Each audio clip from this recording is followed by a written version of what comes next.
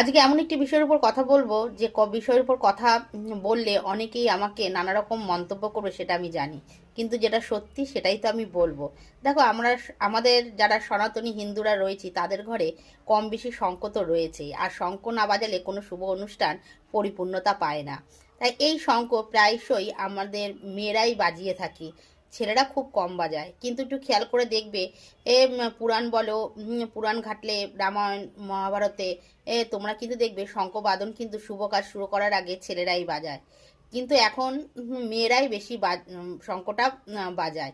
কিন্তু এটা মাথায় রাখবেন, যাদের এখনো পর্যন্ত বিয়ে হয়নি বা বিবাহিত কিন্তু বাচ্চা কাচ্চা হয়নি, তারা ভুলেও শঙ্খ ও বাজাবেন না। কেন বাজাবেন না? তাতে আপনাদের গর্ভের ক্ষতি হতে পারে। কেন দেখবেন, শঙ্খ যখন বাজাচ্ছেন তখন কিন্তু সেটা নাভির থেকে সেই ধ্বনিটা স্পর্শ করছে, তাতে তাদের গর্ভে নানা রকম ক্ষতি হতে পারে।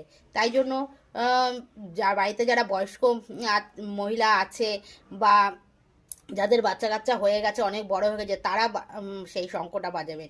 কিন্তু কোনো ইয়ং মেয়ে বা যাদের বাচ্চা কাচ্চা এখনো হয়নি, তারা ভুলেও এই শঙ্খবাদনটা করবেন না।